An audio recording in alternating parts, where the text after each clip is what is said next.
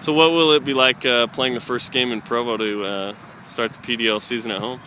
It's going to be exciting. I think the guys have been, we've been going since February, so it's going to be fun to play a home crowd, show Fresno, have an opportunity to play Fresno again is big time. They're a great organization. They had about 4,000 people at their game, so I don't know if we'll get that much, but it would be nice to, we have a good crowd and can kind of show the support for the team to be home for a first home game, so it'll be good.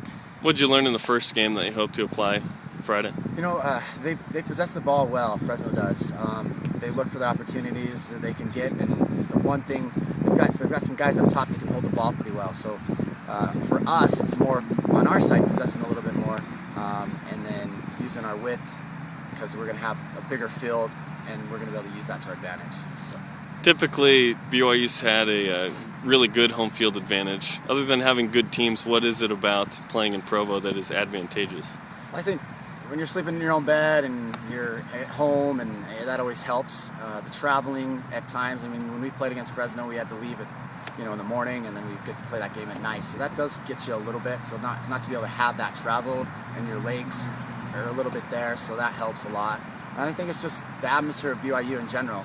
We've always had a good atmosphere, great field, great facility, the lights, and the guys just get excited for that. So. How do you match up with Fresno? We actually matched up pretty well. That game was back and forth. We had 2 or 3 opportunities that could have gone in, and they had 2 or 3, and they were able to get one of them in the second half. So 65 minutes of that game was back and forth and a pretty good battle. So with that, we match up pretty well with them. I think pretty even. They've got a little bit of a Latino type style. They got a lot of guys that pass the ball around and work it through there, but we matched up pretty well with them. Even through that game, we played them for about 65, 70 minutes. So. It's Tuesday. There's a couple of days until the match, but what have you guys been working on in practice? We're working a lot on transition, a lot of transition play. What we do after we lose the ball, and then also how we can keep the ball, but what happens when we lose it. So that transition from losing the ball, where we go, and then also when we win the ball, what we do with it. So that's kind of a lot of transition from offense to defense and defense to offense. It was the first road trip of the season. What did you learn about this group of guys and kind of their personality on the road? Yeah, this is a good group. I wish we could take all the team.